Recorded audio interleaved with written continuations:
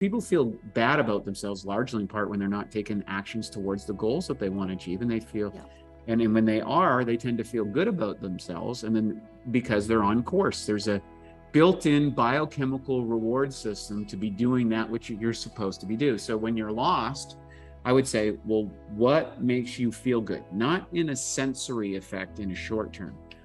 What would you be most proud of? In today's busy world, how can we find the inspiration, knowledge, and energy to live a healthy and empowered life? If we balance and harmonize our mind, exercise our body, live according to the laws of nature, and connect to spirit, can we find a way to heal, become our authentic self, and live our purpose with love?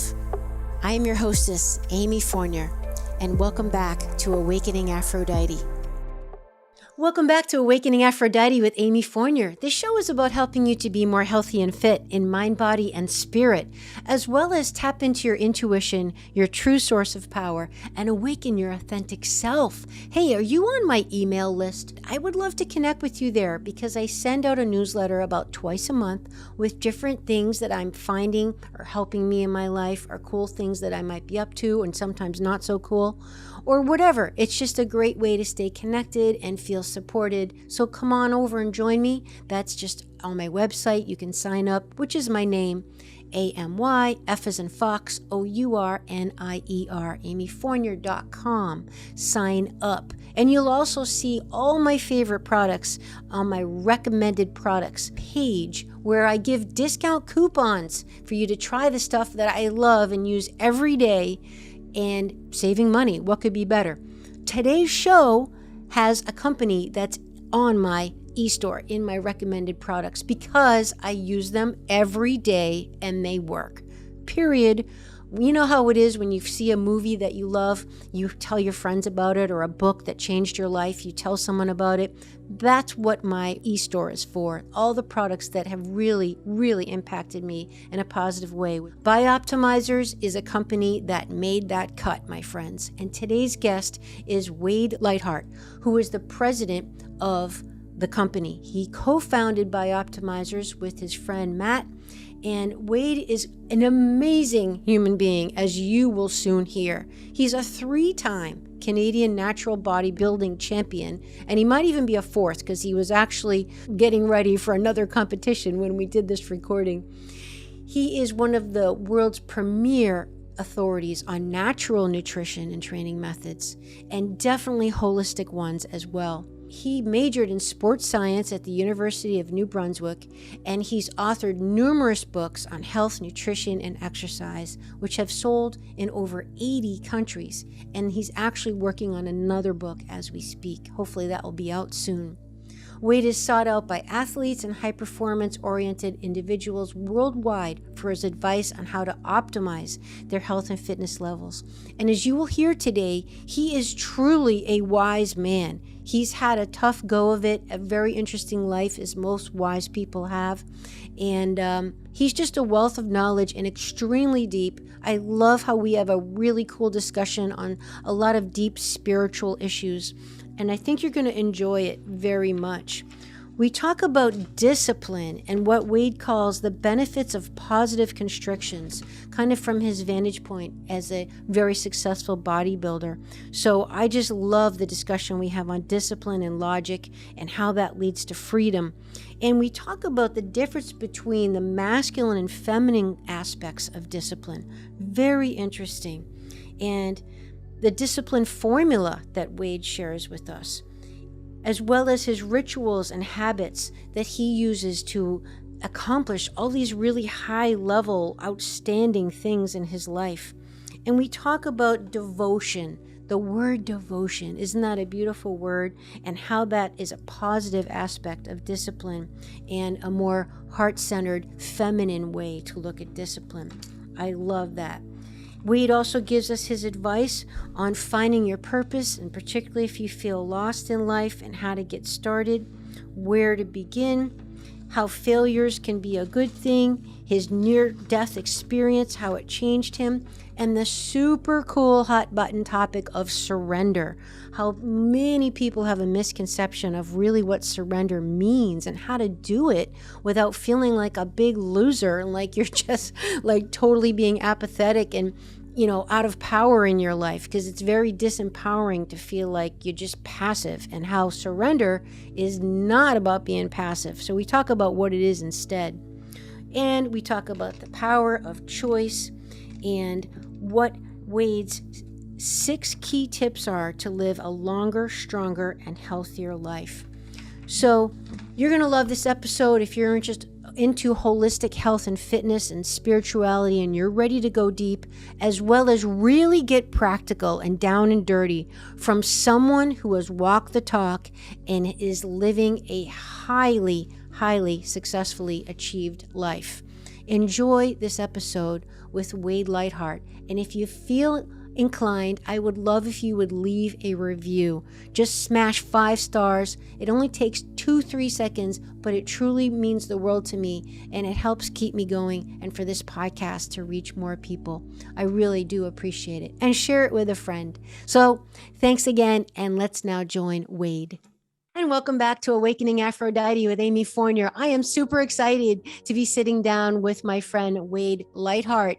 Wade, welcome to the show. Thanks for having me. It's great to be here. And we met briefly at Paul Chek's big birthday bash about 2 years ago. We didn't have a lot of time to talk. There was a lot of people there and things, but I just had to run up to you and make the connection because I've been using your products for years. And I'm a big fan. I know we're going to talk about that. And I know your company was gracious enough to offer a coupon code for my audience. And but I had to talk to the man, the guy who was behind. I know you have a partner, but you were obviously the guy. And it was a thrill to meet you in person. And here you are on my show. So thank you again. Yeah, it's always a pleasure to connect with friends, and especially to follow up on our interludes that we get these events. And Paul's an extraordinary connector, so I'm very grateful to Paul as well. And so thanks to him, and thanks to you for having me. Oh, awesome, Wade. So you have just a very interesting story. You're a champion bodybuilder, but one that was a vegetarian, right? Like you didn't have any animal products, and you still, nevertheless, even though it's extremely difficult to do and stay healthy, you did it. Amazing. Yeah, it's unusual. And, I believe that there are benefits with positive constrictions.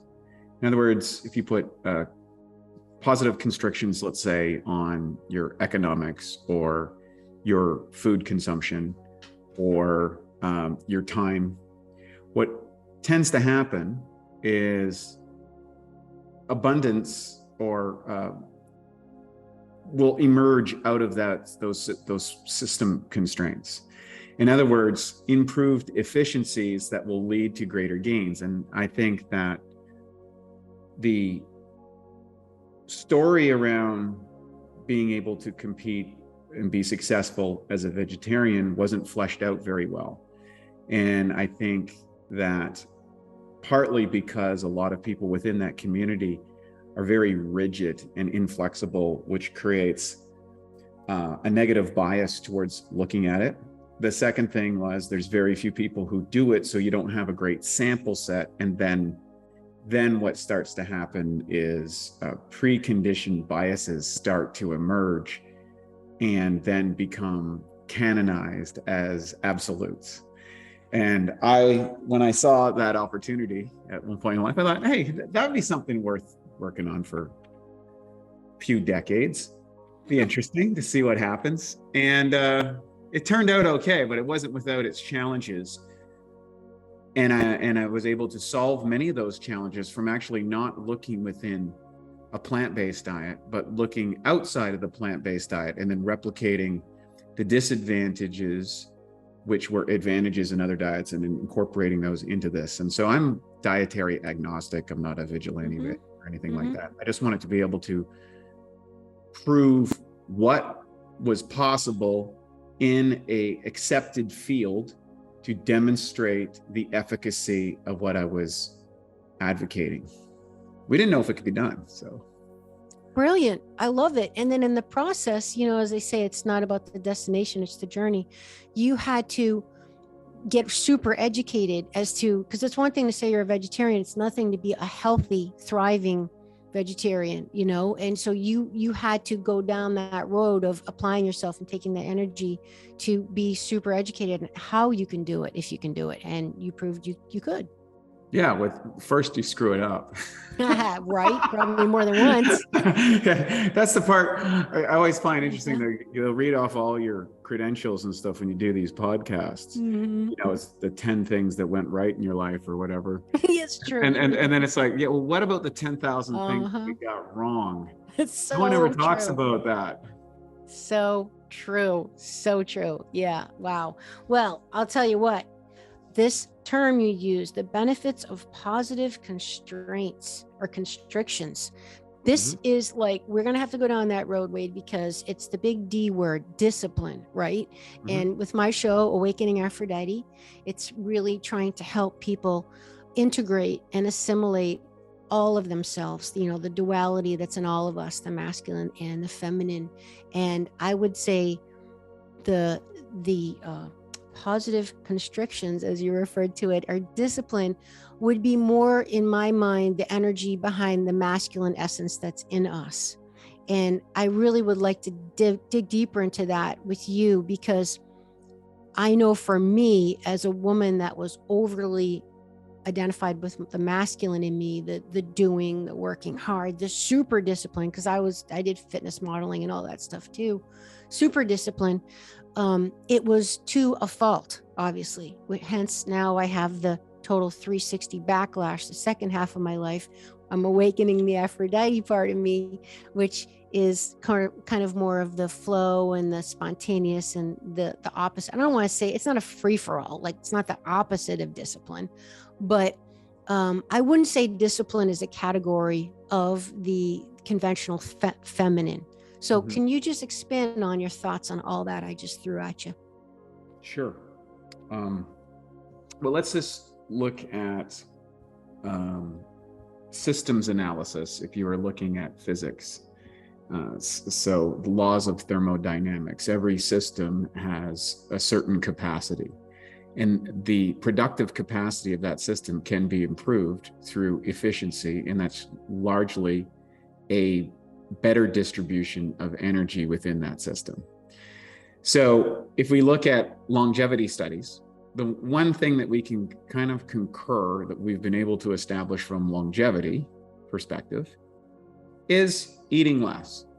Okay, that seems to be the common element, that people who live longer tend to eat less, and that's been replicated across a lot of people. So why is that? Well, there's an efficient use of the energy that's being consumed.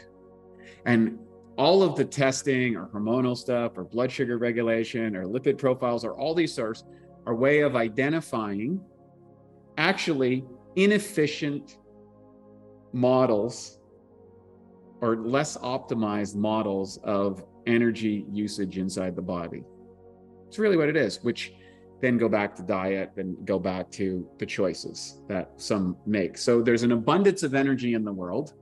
There's an almost unlimited source, but there seems to be a built-in model into the universal systems that the efficient use of that energy leads to more productive activity.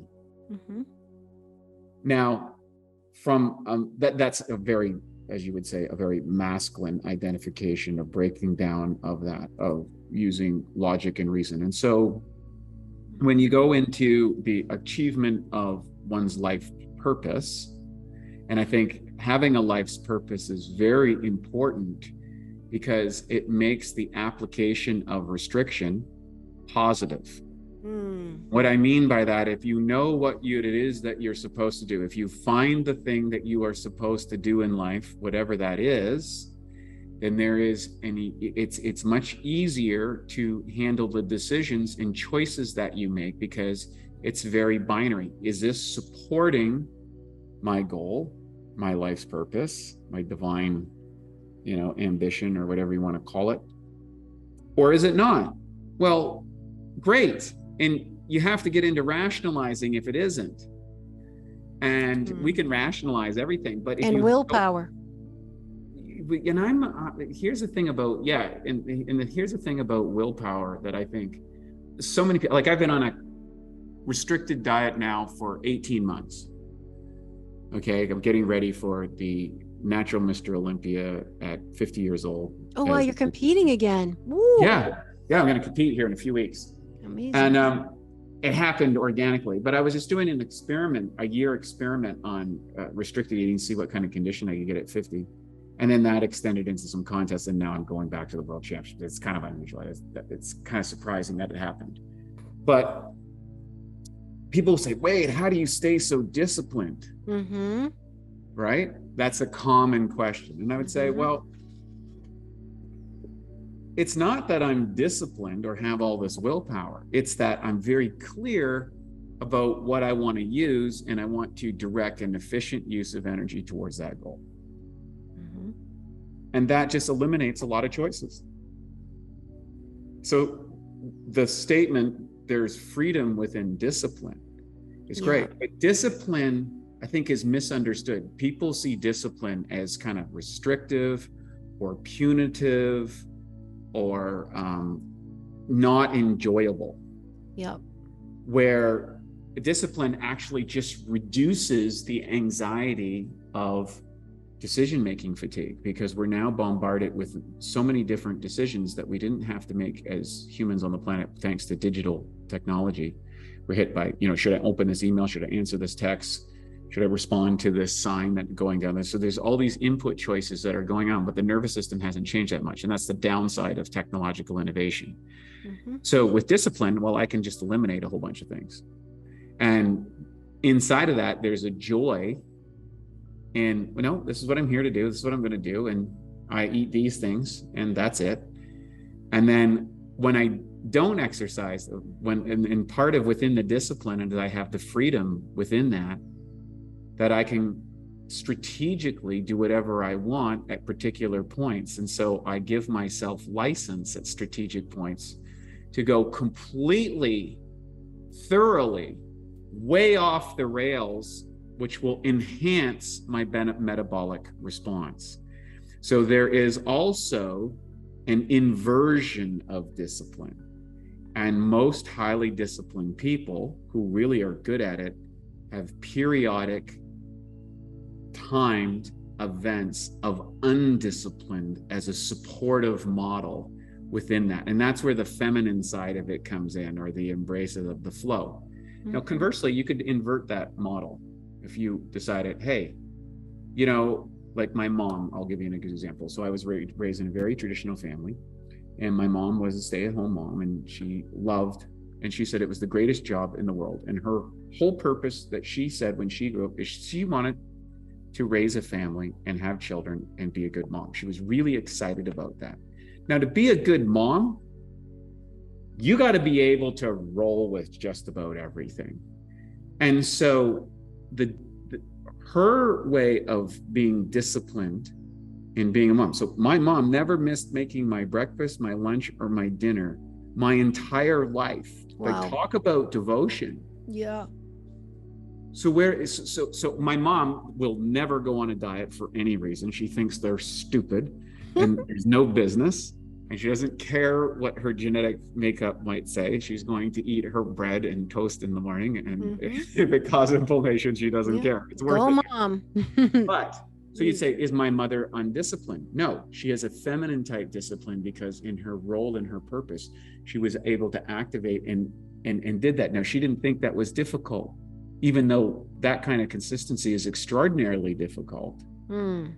She was able to exercise that. So I think that masculine and feminine both can be disciplined, but they're disciplined in different ways for different things and different expressions.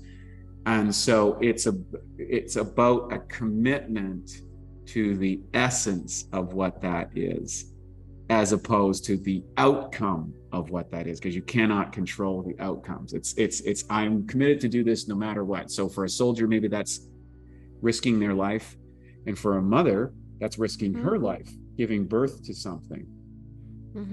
right? A soldier goes into war and risks his life. A woman goes into, pregnancy and risks her life. So certainly that was the case throughout most of history. So I love that. That's just a really cool concept to wrap our brains around. Yeah, so the feminine aspects of discipline. That's really powerful. Beautiful.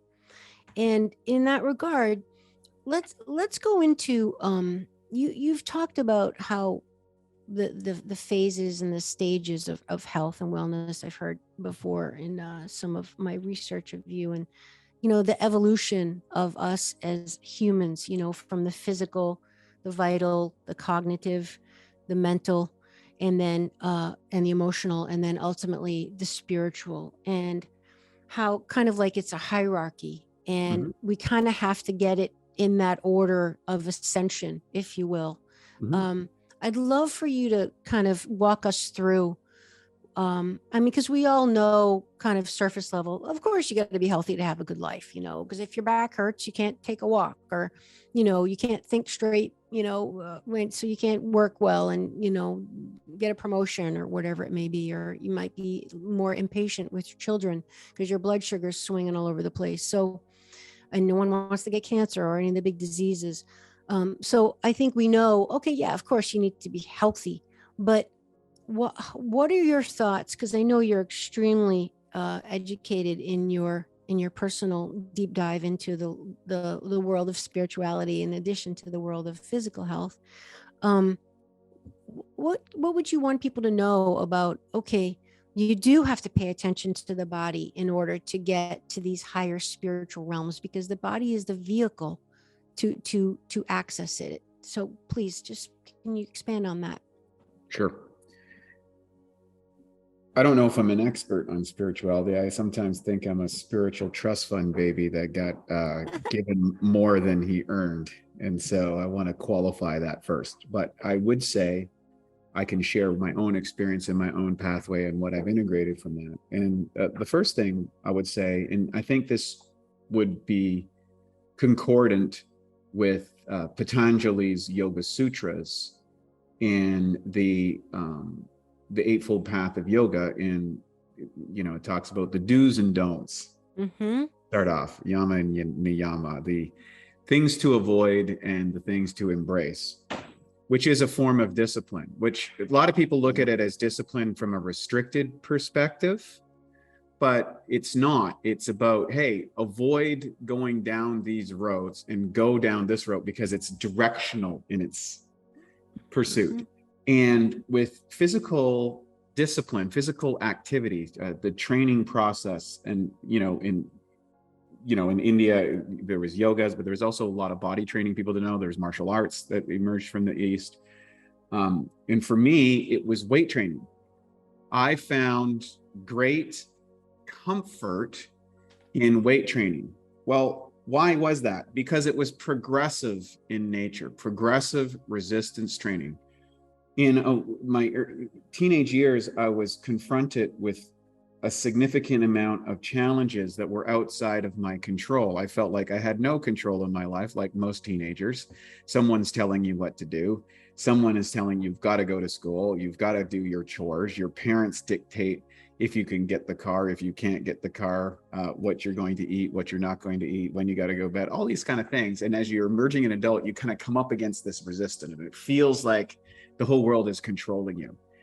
But for me, I was able to go into my barn. I built a gym and started training in my barn. And inside of that, I could see that if I applied myself on a consistent basis, I could get a little bit stronger. My muscles would grow a little bit.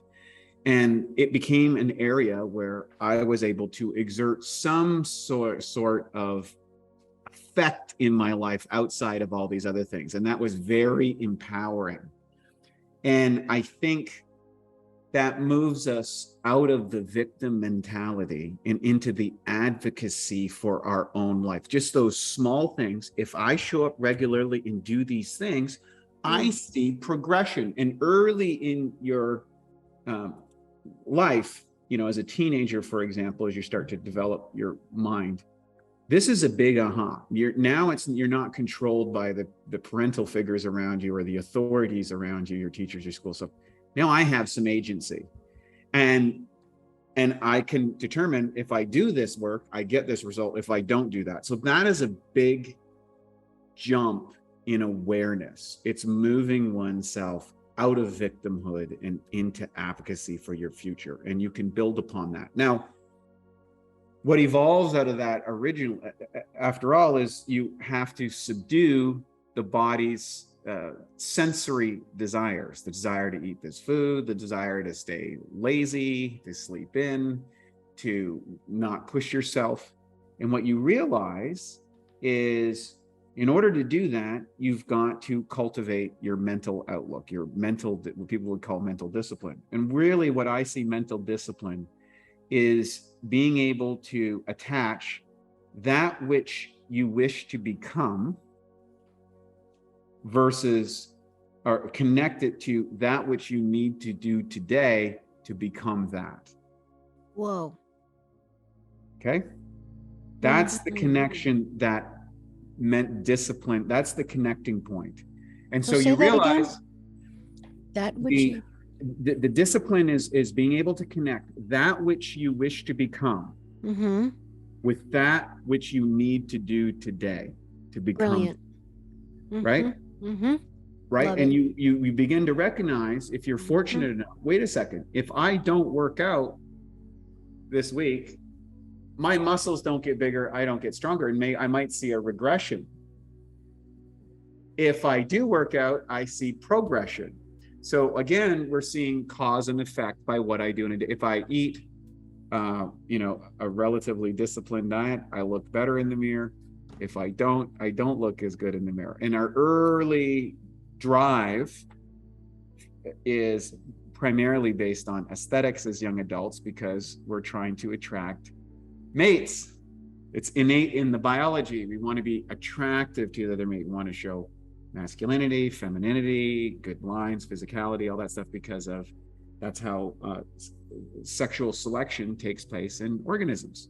And it's very strong early in your life. And so you start connecting that leads to an understanding about how your mind can lead you into good decisions or bad decisions. Also the effect of agents that impair judgment, like alcohol, right? You drink alcohol, not only do I hurts my progression in training, but it also distorts my decision-making process. And, then I go to the Burger King after drinking with my friends, or I eat the things because I'm not able to control my sensory desires. Impulses. So, yeah, those impulses. So you start to realize, oh, well, where my mind goes, the body follows. So something else, where the mind goes, the body follows. And can I override kind of threat detection mechanisms if I'm pushing a set really hard? I'm training really hard, my legs are burning. Can I push beyond that sensation? And my degree to be able to do it is to be able to tie it into that which I can become. Right. And that's where the formation of the emergence of spiritual understanding, the access into potentiality, right, which is essentially the message of all religious doctrines, is that you have this divine potential that is latent within you as a fractionated aspect of the one, or however you want to represent it, God, divinity, sons and daughters of divinity, or children of the divine, or whatever methodology, but it's pretty much repeated in all texts across the world, or in allegory. And it's like, oh, well, I have this, there's an innate sense of worth because I exist, and I have all this potential that I could be, but I'm not quite that. And then if I apply these kind of idealized versions of the manifestation of potential through my own actions, and we're unlike other species which are determined by their habits, we can actually develop new cultivation. And that's what makes us unique among the species, is that we can move forward and backward through time. We're cognitively aware. Therefore, if we can move forward and back through time, our consciousness is not actually tied to physicality. It must exist outside of it because it can move easily back and forth between the two. So that's the evidence of the Holy Spirit, if you want to call it, or the ghost inside the machine. And that's why I think a lot of the intellectual work, the study of cognition, is stuck for so long, because they're looking for the physiological components of self in the brain, as opposed to seeing it as the manifestation of spirit. And because they want to, it's kind of like the Einstein Heisenberg argument, where he said God does not play dice. He wanted to see the world with a Newtonian paradigm. Einstein did. Heisenberg's like, no, like the act of observation changes the model, because we're part of the universe. And so therefore we're innately part of spirit. So looking outside of spirit for understanding who we are from a psychophysiological perspective is impossible. And that's why the psychological sciences have been stalled out for the last few hundred years, because they continue chasing their tail in causality as opposed to potentiality. So these things emerge through my own life, through my own action, eventually, because you run into these knots. So you run into knots in training, you run into knots in your mind, and ultimately, if you survive those, because oftentimes they're dark moments that can emerge out of this, then one becomes self-aware of spirituality. So you move through those things, and that's where health really is I think health emerges from the deepest connection to spirit. Hey, I'm here with my friend Ross Newkirk, and I know you've heard about his amazing core harmonizer because I talk about it all the time. And if you come over my house, you, like everyone else, will comment on, oh my God, what is that thing? It's so beautiful. I feel so calm and peaceful. Well, we're talking about crystals today and why they're important, why they're not all created the same. Ross, what did you want to share with us about the uniqueness of the Vogel cut crystal? Well, the Vogel cut crystal is actually an amazing crystal in that its specific cut, it's a double terminated crystal pointed on both ends. It allows for the amplification of thought and intention and energy.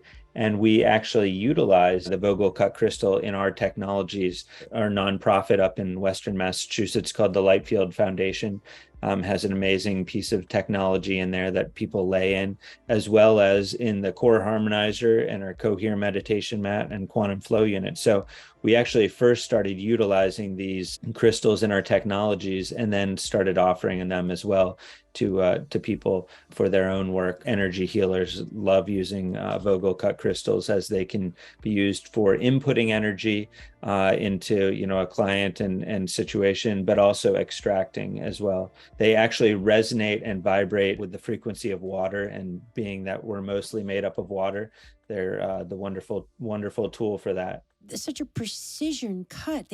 I can't believe they're handmade. They're just like mathematically, geometrically perfect, super powerful. That's why I'm so grateful that I found Ross and his team and his beautiful company that makes these tools available to us and at discount. You guys, you can get yours at a discount on my website under the recommended products page. Just go down, you'll see the Vogel cut crystals. You can learn all about them. And don't forget, check out episode 105 if you want to learn even more. But when you're checking out, enter discount code FITAmyTV10 and you will save 10%. So when you're saying you personally had a few mental knots you had to work through, can you just give us an example so we can wrap our brain around and make it applicable to our lives? Like what happened to you and maybe how you got out of it? Well, I think my first one came at the realization, 22. I had a near-death experience at 22, which made my university seem like kindergarten. Wow. And I thought, oh, okay. Well, there's a whole other picture here that wasn't in my awareness. Mm-hmm. I had a near-death experience and been extraordinarily rich, which is, even to think about it brings it up. and the experience of past lives and the experience of Wow, really? divinity and my own Wow. self.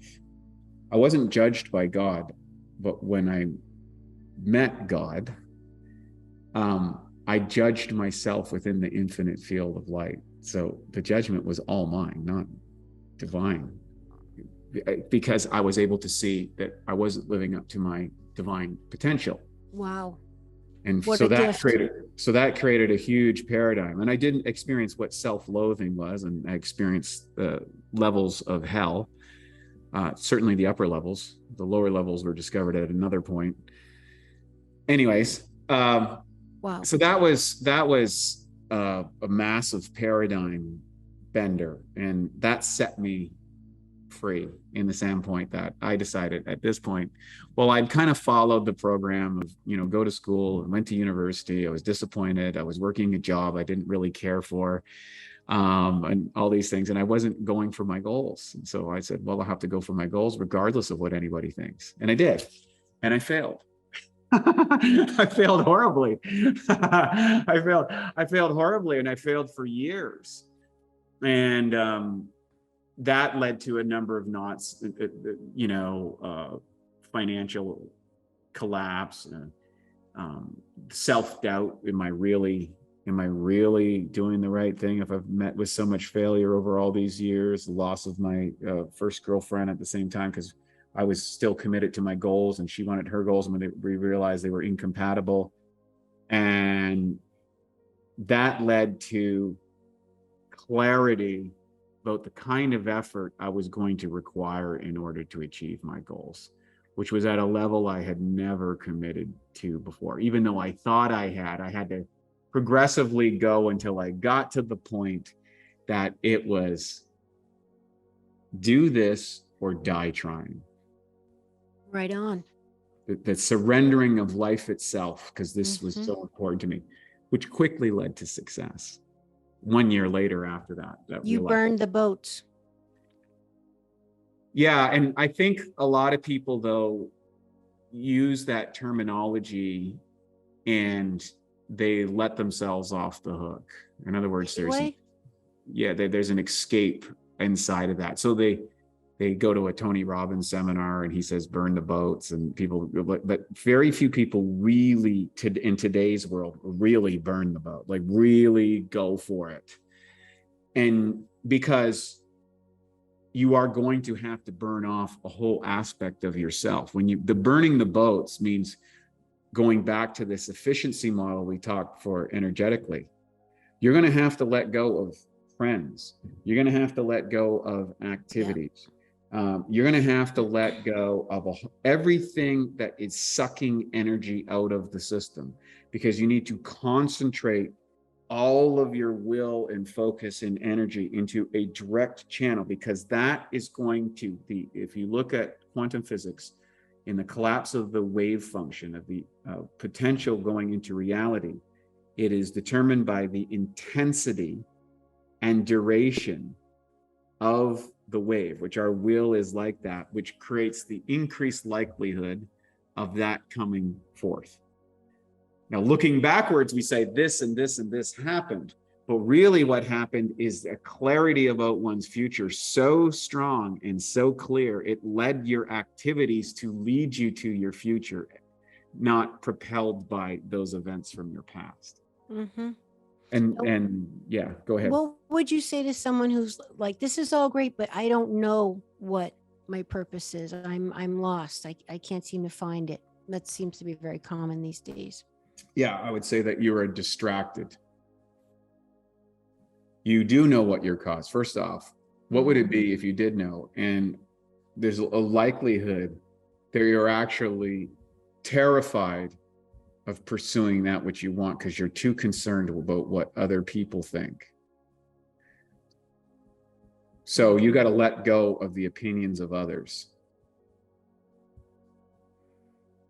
Well, I call myself a reformed people pleaser, so I know all about that. That's for sure. Wow, that's super powerful. And I think it's true what you're saying about really the requirement of having that laser focus. Nowadays, there's so many distractions, and it can be challenging. but you've certainly demonstrated it's possible.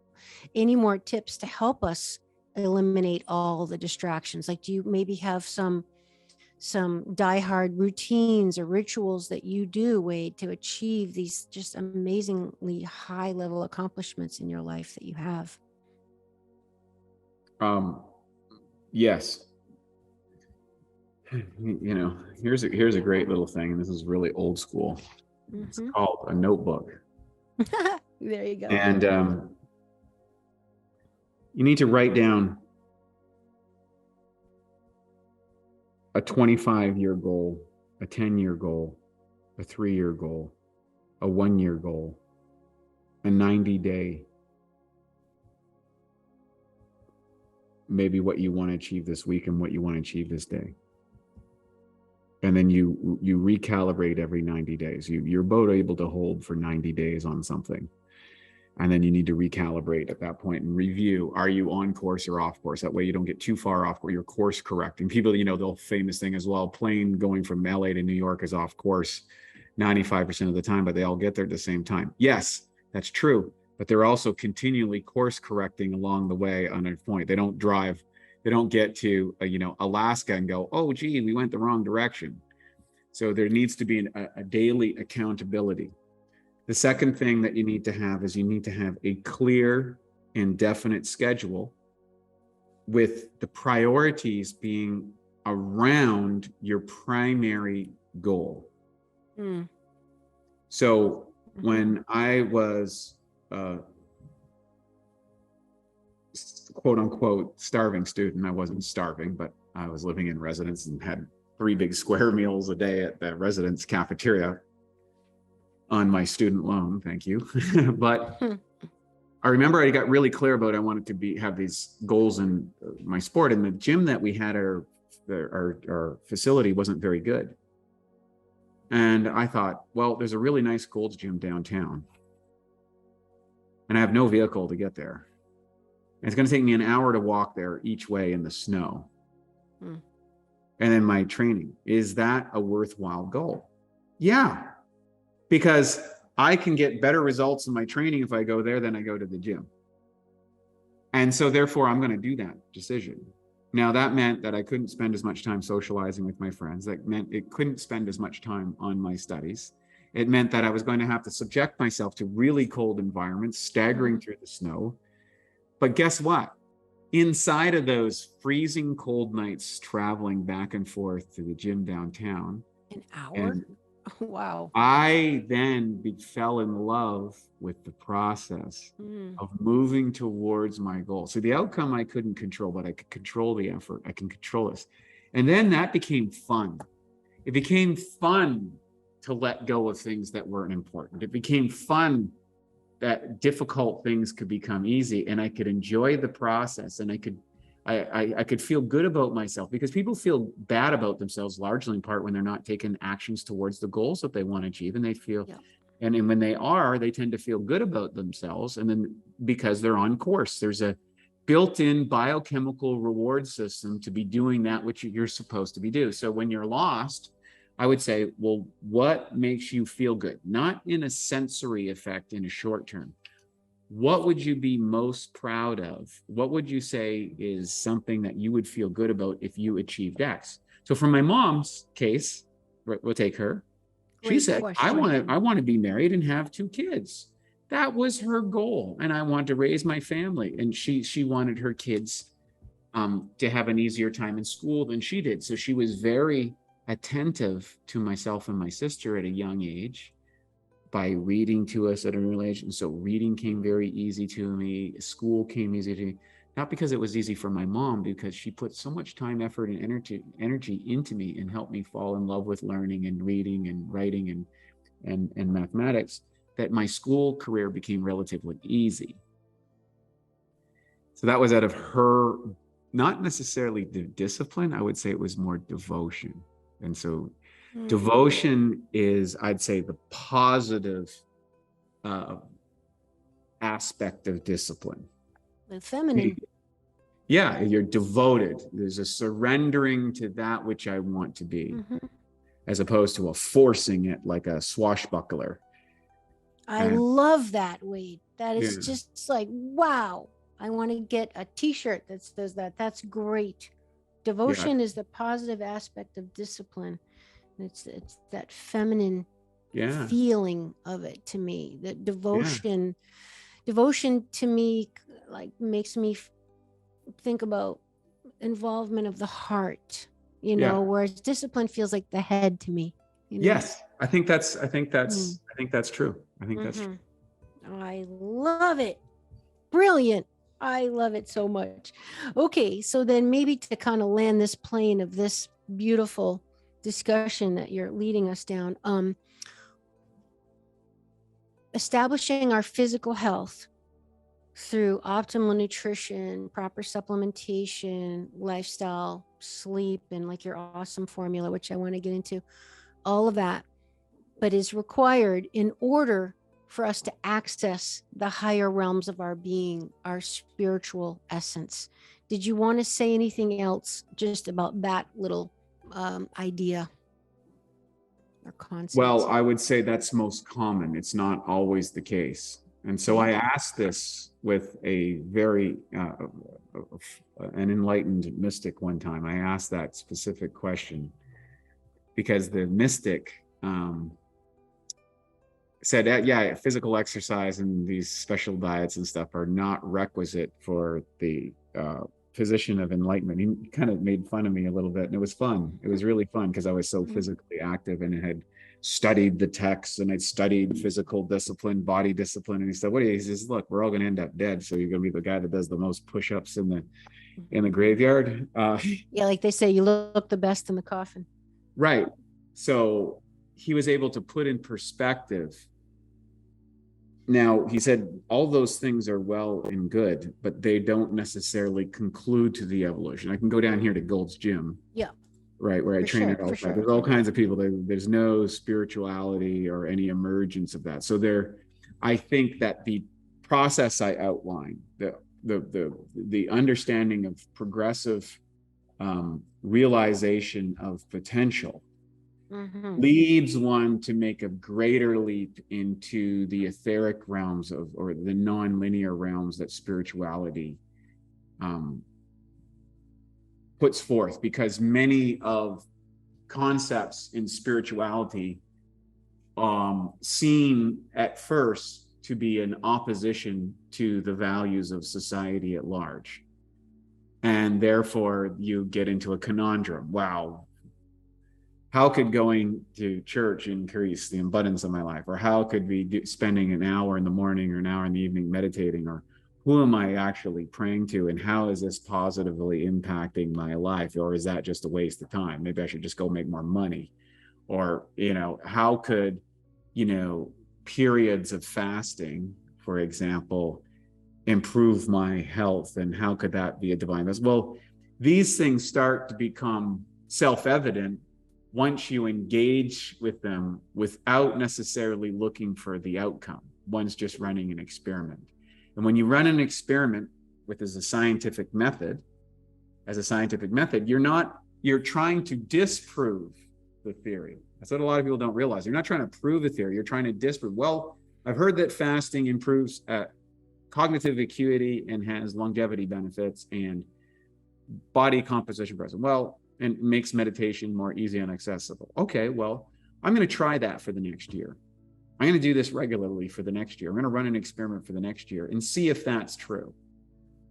And then at the end of the year, whether or not you run the experiment long enough to see if that works. Okay, that's fine. Now I'm going to meditate 30 minutes in the morning every day for a year. And see if that makes me a better person, or I'm able to handle stress and stuff like that better. And I'll run that experiment for a year. And so life becomes this continuous group of experiments of, again, connecting potentiality, what I aim to become, with actions that I'm taking in the moment in the pursuit of that. And some of those actions will be positive and some of them won't. And if you're tracking it in a journal or some sort of recovery or some sort of accountability process as this is working, well, guess what? Then you can actually determine, and slowly you move up the stairway to heaven. Okay, Wade, but what about the person? And you said a key word, the potentiality, right? What about the person that's, all right, if I really got clear and committed to what my dream is, like what I really want to devote and be disciplined and work towards every day, my daily tasks to get to my 90-day goals. What about the person that feels they just don't believe it's possible? Like they've like, well, I don't feel like I have the potential to do that. I would love that. That'd be amazing, but it's not possible for me because of X, Y, and Z. That potentiality is not there for them, but it's still Yeah, their dream. I would recommend that they read Jordan Peterson's 12 Rules for Life, because Okay. they're in such a disempowered state of development and awareness. They are setting goals that aren't realistic or achievable. And so they need to work backwards into something that they can do. And, he starts with the famous thing, tell the truth and clean your room. Right? I have a t-shirt that actually, one of his t-shirts that has that. That's great. And so what is the process of cleaning one's room? Well, it is, and I'm paraphrasing Dr. Peterson in this, it is the taking of chaos, potentiality, and putting it in order. It is the chaotic potential of the feminine and putting it into the masculine order. So his other book is Beyond Order, right? So what is the dance? And it's represented in the Wu Wei in China, the Asian scripts, China and Japan. And, you see those little Wu Wei things and the martial arts dojos and stuff like that. So what does that mean? There's a piece of the masculine and the feminine, and there's a piece of the feminine and the masculine, and there's this ever eternal dance between chaos and order and potential and manifest. And they go back and forth, light and dark. And this is the play, the Maya, the delusion, the energetic expression of things. And so what's happening is the person is trying to play a game they're not capable of at this stage, because you've got to go progressive. You don't just walk onto the NBA court and start competing with the NBA. You've got to go back to where you're at. Start where you're at and start with your room. Can you make order out of the room? And Peterson, who's dealt with the hopelessly depressed, and depressed means I don't have the energy to pursue that which I know that I need to pursue or wish to pursue. He has been able to transform people's lives from people who can barely lift their head on the pill off a bed to the same person going out there and really kicking butt in the world. And there's another piece to that too. I think it's important to ask yourself why you have a particular goal or objective, right? Why? And like a 3-year-old, you need to ask yourself at least why 3 times. And you say, well, I was just going to say a lot, because you got to be honest and really so get I to could be the rich real. and famous. Why? Yeah. Well, Yeah. so that people will love me. Why? So that I will have the sense of feeling loved. But why? Because then I'll feel good about myself. Oh, okay. So you think you're doing this, and this to feel good about yourself. Well, you could just bypass all that and start feeling good about yourself right now. Oh, okay. Well, if I start feeling good about myself right now, well, then what? Well, then are those things important? No. Well, what is important? Well, I always wanted to have a little garden in my house. Well, you can actually have that. And many times people will discover that they can have what they think will make them feel happy is much easier accessible than they ever thought possible, because most of the things that they're aspiring to do is for a payoff that they'll feel good inside, and the good inside is already available. And your inner biological pharmacy is ready and waiting. What we do is we create delayed gratification inside of it by saying, well, when I get this house, or I get to this level, or I make this much money, or I marry this person, or I have this kids, or I get that promotion, or I travel the world, or I become famous, and all of those things I think are good as signposts or directional components, but innate of themselves, they have nothing in them. And you discover this as you move up the stairway of accomplishment. You make that accomplishment and you feel good for an hour, maybe a day, Yep. a week or something. And then it's like, okay, what's next?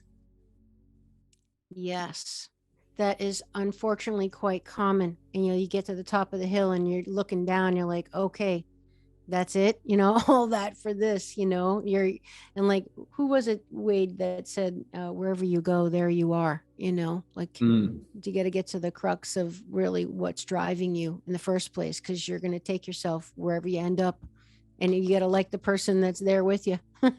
Yeah, and you can start that process right away. And I think that is the unfolding aspect of true spirituality, not in a condemning way, but in a celebratory way and a humorous way, about laughing at one's less developed qualities. I'm loud, for example. I'm very loud, and I have a voice that carries, and it's caused me all kinds of problems in my life. And, I go, it's just the way it is. I was born that way, like, yeah. It's kind of, there's certain things I can be highly emotionally charged. I'm very passionate. And so I sometimes, even though I care a lot about people, I can come across as very uncaring because I'm so committed to the truth. It can be a little blunt at times. Mm-hmm.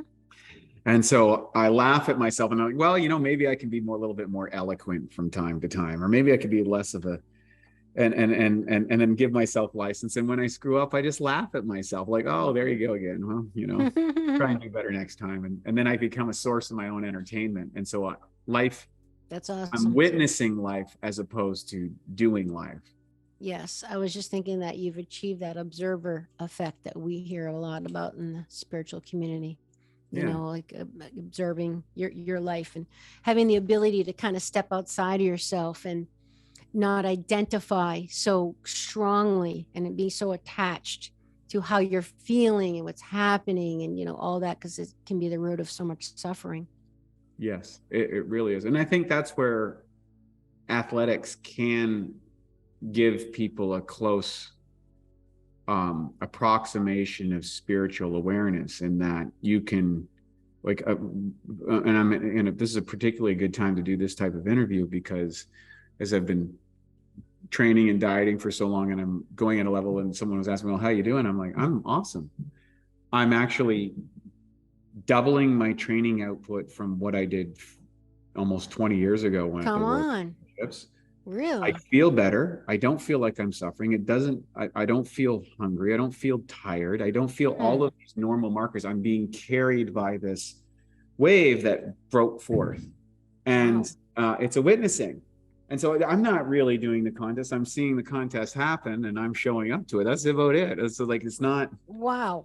It's so there are these states that can be achieved. This endurance athletes will talk about it. Mountain climbers will talk about it. There's a synchronization we'll have over extensive duration of a commitment to something. And I think that also happens maybe with commitment to children who are so dependent. If you can really get into it and turn it into a meditation, or maybe a partner who is ill, these type of things. Some people will see it in businesses that go through difficult periods. There becomes a surrendering to those forces. And then what happens is, as you surrender, which is not passive, it's an active process. You surrender the outcome and you just worry about the actions that are required. Then all of a sudden you begin to see the unfoldment of the miraculous, that which was not in your field of awareness. And then you go, well, then who's really doing things? And that sets the next knot in your life. Well, am I doing things, or things happen? Am I making things happen, or things happening for me? Free will or fate? Exactly. Hey everybody, hope you're enjoying the show. I'm here with my friend Hannah of Seeb and Solus, and you grew up with Persian beauty secrets, which you incorporate in your wonderful company, Seeb and Solus. Can you share some beauty secrets with us today, Hannah? Persian saffron. It's highly antioxidant. It has the crocan in it, which is a carotenoid derived from stigmas of saffron flower, and it's beneficial in promoting cell growth and cell repair, which is very necessary for skin. And saffron, it has been used for centuries by Persians in their beauty remedies and food, and is widely used as a moisture to heal and protect the skin and hair. And it's the most expensive spice on earth because it takes about 50,000 to 70,000 blossoms, which is an acre of flowers, to make 1 pound of saffron. So imagine how difficult it is to extract it and to make it, and it only grows in a certain part of Iran. So check out on my website in the recommended products on my e-store, Sebin Solis, and enter the coupon code FitAmyTV10, all caps, to save 10%.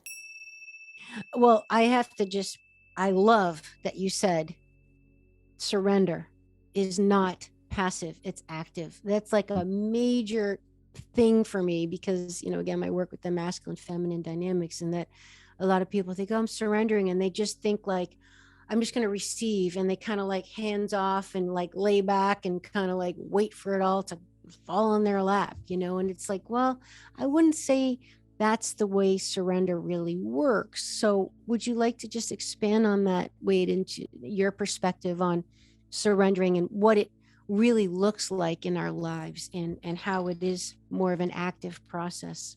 Well, I'll refer to the mystic Dr. David Hawkins. Oh, yes. Who I would see regularly at his lectures, and I think his series is extraordinary. And you got to see him? Wow. Oh yeah, and he was the real deal. Wow. Dr. Hawkins has a book called Letting Go, and in that book, he discusses specifically the process of surrender. And so he uses a really aggressive example, and I'll paraphrase from that. So 2 things. He said surrendering is the equivalent of taking an open-handed, like yin position and walking forward into the hail of bullets. Oh. So letting go of one's own desires or outcomes or potential challenges, and just saying, well, this is what I meant to do, and if a bullet hits me and that goes, I'm gone, and that's it, fine. And that's where he said it's not passive. So for example, he'd say, oh, someone says, well, I can't stop eating cake, that's throwing my blood sugar off. Okay, well, if every time that you went to go eat a piece of cake, somebody put a gun to your head and says, if you eat a piece of that cake, I'm going to blow your head off, would you eat the cake? Probably not. So what you are able to identify at the core level of the ego, your own agency, you're not willing to give up cake. And that, ouch. And so if you could if you could give up cake, if a gun was to your head, then you do have the agency to give up cake. So do you really, really want to give up cake? And people will give all these licenses and these conditions and these rules and these genetic ideas and these lifestyle issues and these emotional issues. But at the core essence of them, there's an aspect of suffering or inability to achieve whatever it is one wants to do, is actually the denial of your capacity to do it. Oh, wait a minute. Wow, you're just dropping so much. That's amazing. So say the last part again. It's your denial in your ability to do it. Right. Okay. Wow. There's a core aspect that is denying that, to restrict yourself. And why would you do that? Self-sabotage, it sounds like. Well, there's a whole lot of reasons why people might do it, but the point lack of self-love. Once you understand that you're doing it, then guess what? The ball's back in your court. Right. Locus of control. And therefore, okay, you know what? I'm deciding to eat cake. Yeah. Okay. Well, guess what? Now you've just changed your relationship, because you said, I can't stop eating cake. You say, no, I can't stop eating cake, but I just choose to eat cake. Well, guess what? It's a more positive aspect of accessing your agency. And just by owning that you choose to eat cake, you're actually changing the paradigm within your brain, because you're not a victim now. You are an agent of your destiny, and you're choosing to eat cake as opposed to not being able to stop eating cake. And that transforms everything. So good. So good. Hallelujah. That's freaking fantastic, Wade. Brilliant. I love it. Everybody needs to rewind that. That is so empowering. Oh my God. I love it. I choose. Yeah. I choose. You're taking your sovereignty back. It's a conscious. You're making it conscious, and in the realm of eating world, that's something a lot of people do is they emotionally eat. They just check out. They're not even conscious of just kind of shoveling it in because they, it's like a self-medication thing. They're not consciously doing it. I'm one of those people. Believe it or well, me too. I'm That's totally how I am a total food guy. Like, I now get a once a week indulgent day because I'm whole day.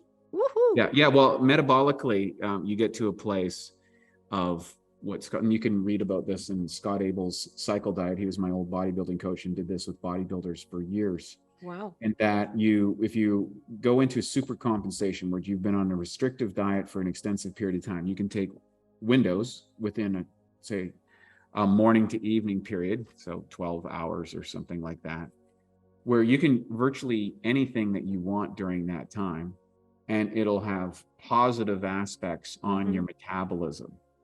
So if you go into restrictive eating for too long, there's a metabolic slowdown. So how do you spike that without eating? And he studied these food eating superstars, these people that eat these massive amounts of food, and they're all like tiny. They don't gain a whole bunch of weight. And how do they do it? Well, they restrict their food for periods of time that allows them to eat much more than they normally could. And then, but you have to exert the discipline. You can't do that every day. You got to put it within a window. Metabolically, your body can't store it as body fat. You spike way up. Your metabolism spikes up. You store all this glycogen, and then you consciously engage again back into the discipline of the calorie restriction again. Yeah. And you'll literally watch your physiology transform in a 24-hour periods in ways that people wouldn't imagine. I'll give you an example. I just did this on Saturday. On a DEXA scan, my lean body mass change was 7.2 pounds in a 24-hour period. I gained 7.2 pounds of lean body mass. Well, what is that? That's increased glycogen, water storage inside the muscles. Yeah, it doesn't even sound possible. Wow. Right. And during that same period, I gained 0.5 pounds of body fat over the course of that 24-hour period.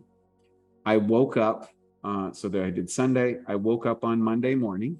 So this was on Saturday. I woke up on Monday morning. I was back to my exact same weight that I was the Friday before the spike day.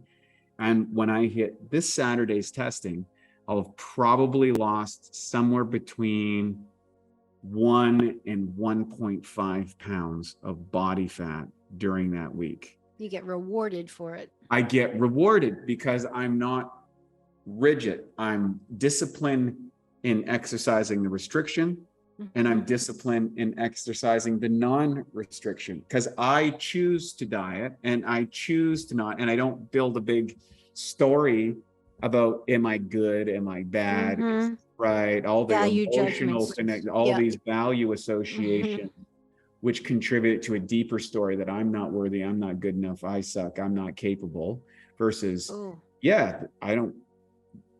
food is just atoms arranged in certain ways. I'm an infinite being. I can do this. And I've set up I'm not breaking physiological laws. I'm leveraging higher physical laws to the expression of things. Wow, that's brilliant. Strategic discipline. It's strategic.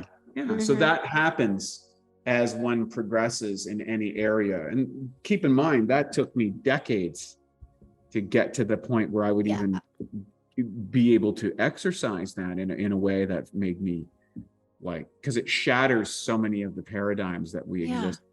Right. For sure. Well, you certainly are an example of someone who's constantly evolving.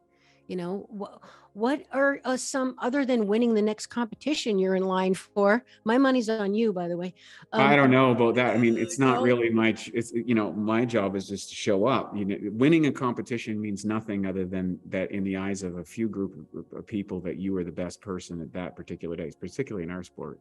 Good for you. I love that attitude. So it's not about winning is in the journey. I've already won. That's awesome.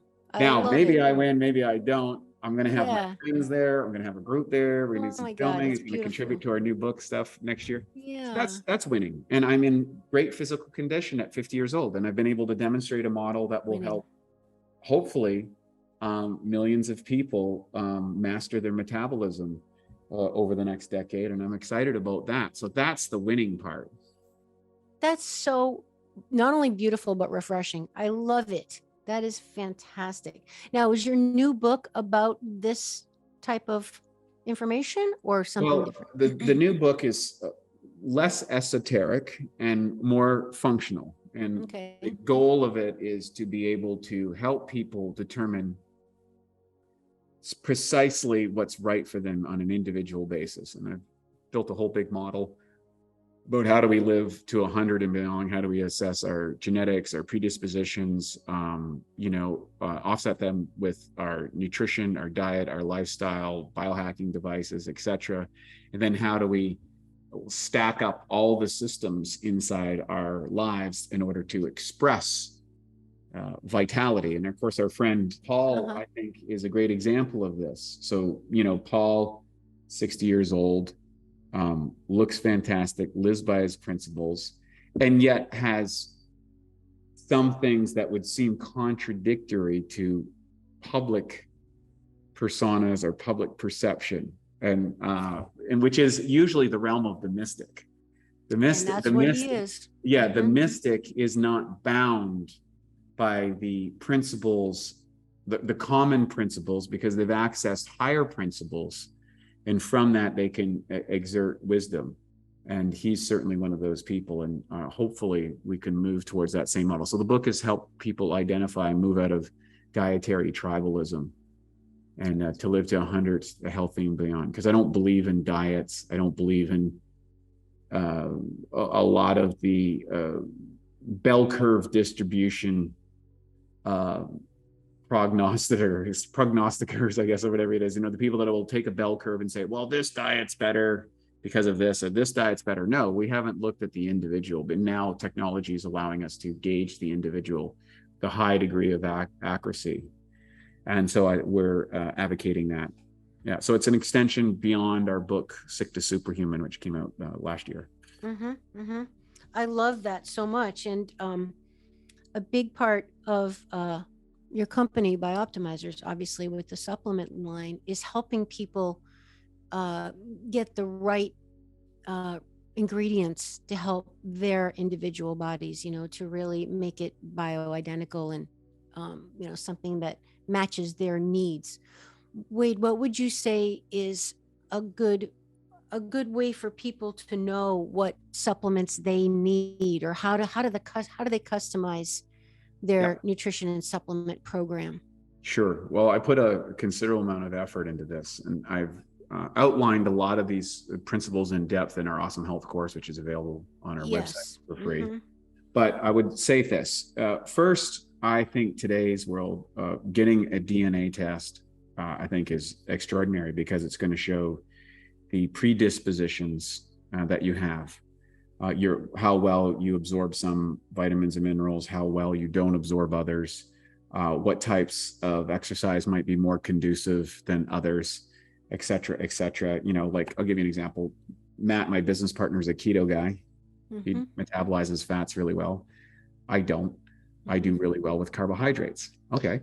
Well, and then I'll look at, I had the double gene, poor genes for, I don't have the gene to detox my gut, and ran into trouble at the 2003 Mr. Universe, and destroyed my microbiome essentially from competing in that contest. And that led me to develop a company on enzymes and probiotics and the various things, because I didn't have the DNA testing there, but I just came up to a problem and had to figure it out. Well, it turns out years later, I find out, oh yeah, well, of course you needed to understand how your gut works, because you don't detox that well.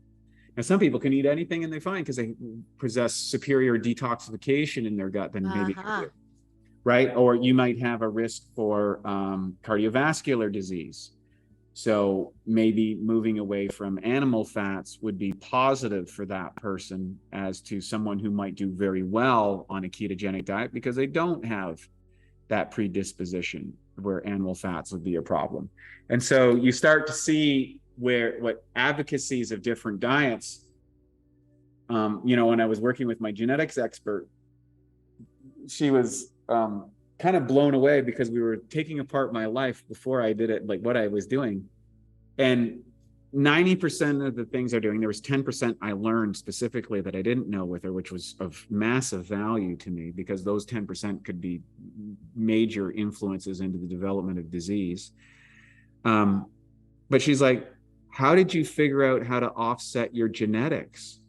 Like, most of the interactions that I had been doing, or how I cultivated my own personal program, were in line with what my genetics showed. And I said, well, I just did trial and error. So what took me 25 years, now with testing, you can get in 25 minutes, you can know exactly what to do, what supplements to take.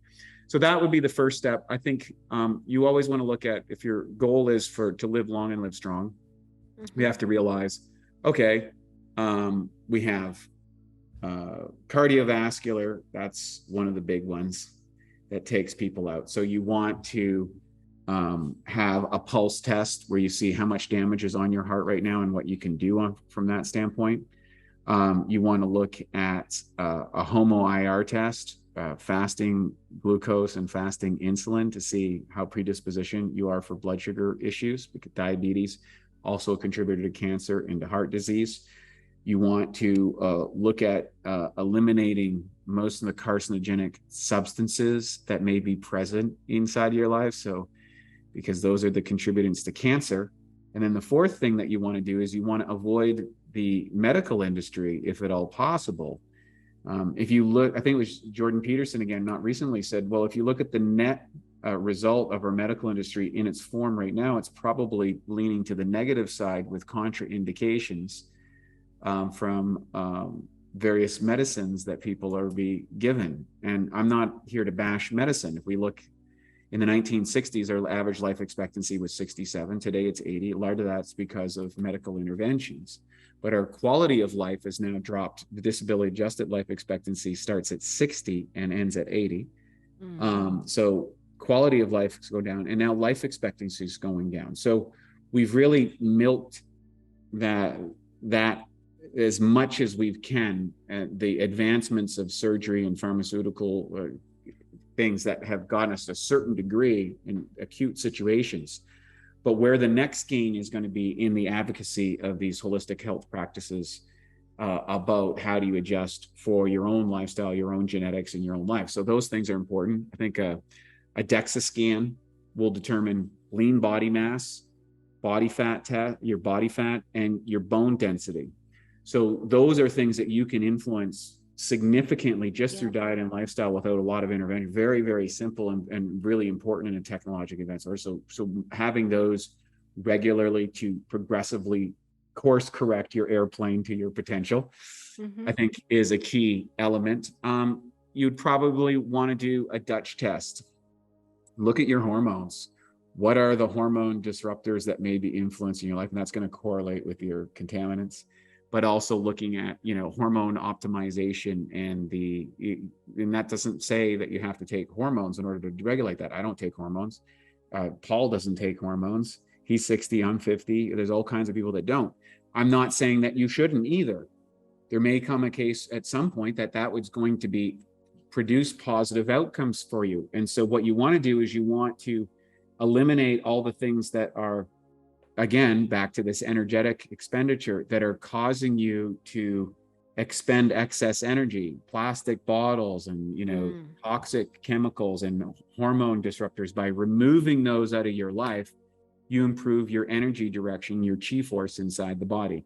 And then doing things that may be like Chinese herbs or Ayurvedic herbs or Qigong practices, or these type of things where you can increase your energetic flow.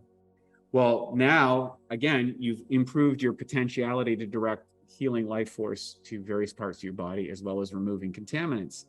So, these practices will then start to make sense because you understand their impact on all of those systems. And so that's where I would start. Of course, a gut test, I think, is really good for a lot of people.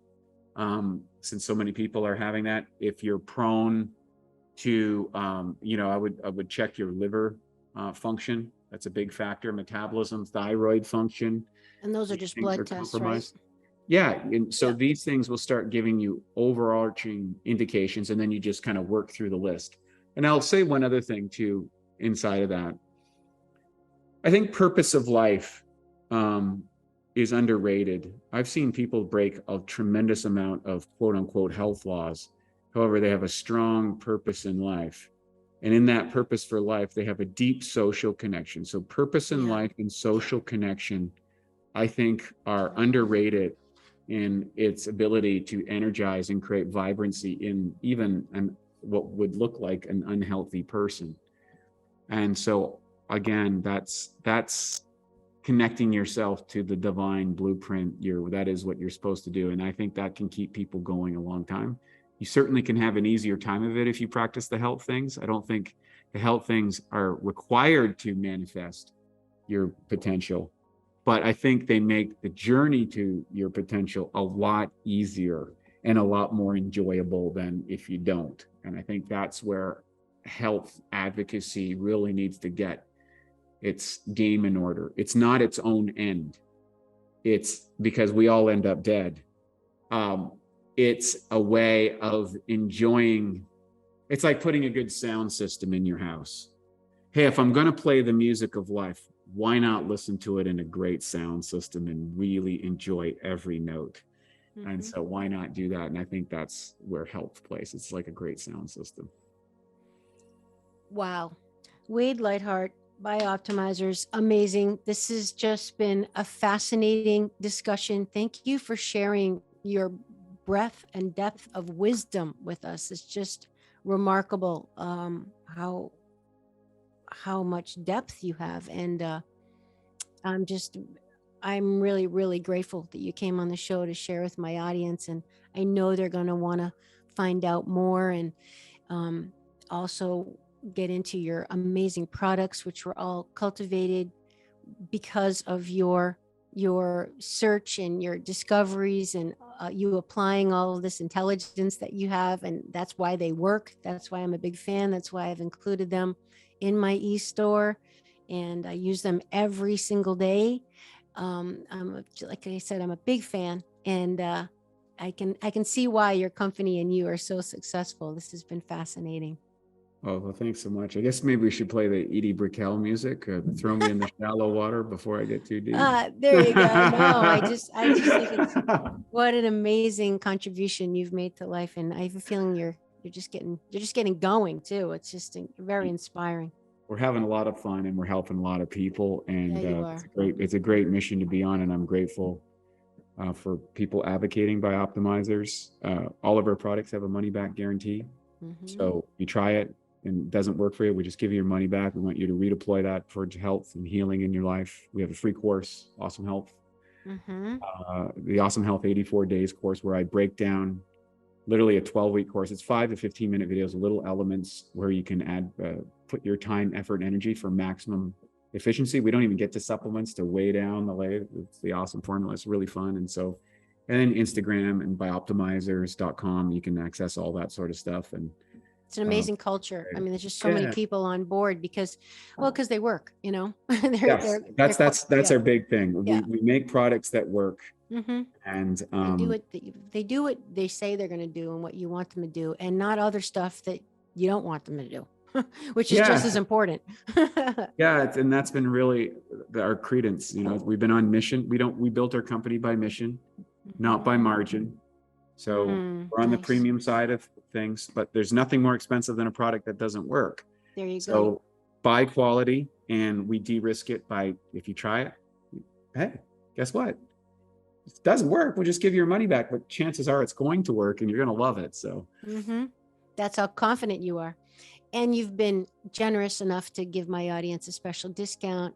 Amy F10 at checkout. That's my name, AMY, F as in Fournier or Fox 10, and they can save money. So they really have no reason not to try it. Thank you so much for being on the show, Wade. I really appreciate it. Thanks for watching and listening, everybody. And Wade, do you want to just direct people to your website or any other place before we wrap? Yeah, just go to BiOptimizers.com. Awesome, everything's available there. Do get the Awesome Health course. I think there's a lot of It's really free. And it's free. And It's if people just fantastic. got that, I think I'd be really successful, because I know it's been our most popular course and for a number of years. And it took me a long time to compile that. And it was based on basically thousands and thousands of people's questions. And I thought, hey, why don't I answer this systematically? Awesome. Good at building systems. And so that's a great course for people to go. And it's an acronym, right? Yes. Yeah. Super awesome. cool. It is an Tell acronym. us. Yeah. Air, water, exercise, sunlight, optimizers, mental beliefs and attitude, education, testing, and coaching, or etc. at the end. Brilliant and creative. What more could you want, everybody? That's just so awesome. Wade Lightheart, thank you so much for being on Awakening Aphrodite. Thanks, everybody. We'll see you next time. Would you like to support my mission to help empower people all over the world to be all of who they truly are? If so, please subscribe to the show, leave a review on iTunes, and share it with a friend. And if you're looking to take immediate action to align your energy and optimize your health, visit amyfournier.com. Thanks for listening to Awakening Aphrodite. Let's awaken her together in you. I'm your hostess, Amy Fournier, and I already can't wait to be with you again and for you to hear what I have planned for the next show. Thanks for listening to Awakening Aphrodite with Amy Fournier. To learn more about Amy, check out her website, amyfournier.com. That's AMYFOURNIER.com. You can also check out Amy's live and on-demand virtual fitness and yoga classes, and sign up for her newsletter to receive a free mini ebook of 3 of her top tips for making holistic health a lifestyle. Again, that's amyfournier.com, and get your ebook sent to your email immediately.